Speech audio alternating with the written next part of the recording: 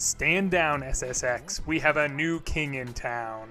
2 words: tricky madness. Since the beginning of video games, there have always been a craving for the coolest sport ever invented: snowboard.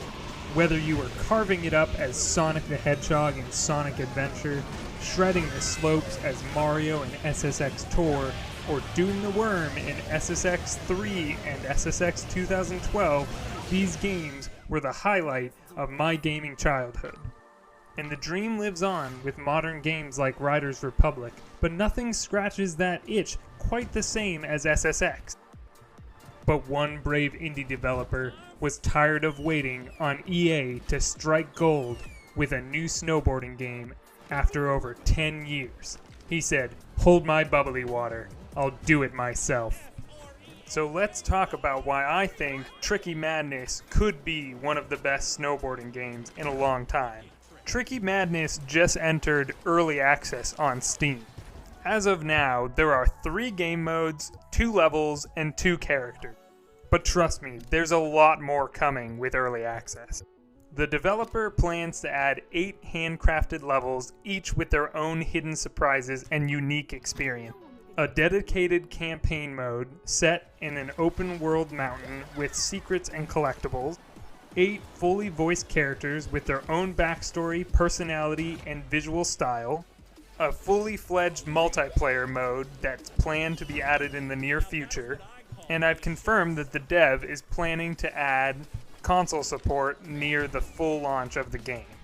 As of now on Steam, early access is only $7.99, but gets you in the door for so much content to come. Even though the current offerings may be limited for now, the basic structure of what is already here has so much potential. And since it's early access and the developer is very open to feedback and a huge fan of SSX himself, I have very high hopes of where he and the players can take this game.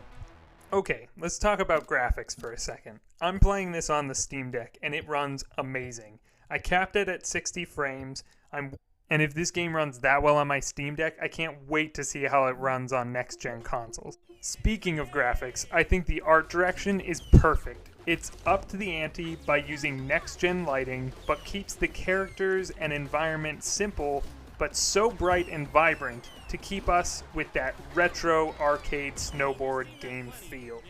The sound design is next level, whether it's the sound of your snowboard cutting through fresh powder or the dynamic soundtrack that changes based on the intensity of your run. The DJ is there hyping up every move and reminding you not to repeat the same trick too many times, otherwise he'll get very bored. Speaking of tricks, the tricks are awesome, and instead of getting tricky, we're getting freaky with wicked tricks. There's a huge list of combos and crazy ultimate tricks that you can do. Whether you're doing the Superman, the worm, the butt slide grind, they're all there. Chaining tricks together feels so satisfying. Hitting the perfect grinding rail while flying through the air and ripping your board off your feet, it just can't be beat.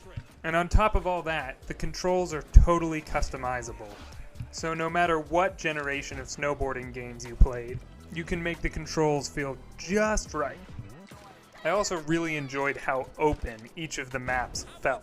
Every time I would replay one of the maps, for a race or a freestyle, I would find new ways to traverse the map, new slopes to carve, new ramps to jump off of and do crazy tricks. I'm really excited to see what comes out of early access. One of my big things that I would enjoy to see added is stats. In a lot of the snowboarding games I played growing up, the more you played, you'd unlock stat points that you could put into speed and jumps and tricks and rotations.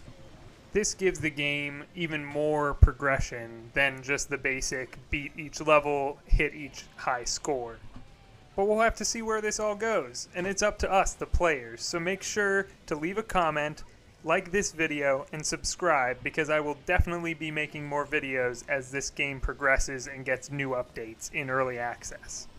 I'll leave a link in the description to the Steam page so you can pick this up if it interests you. But listen, if these big developers are going to leave these games that we loved growing up in the dust, let's support these indie developers so that we can get more games like this.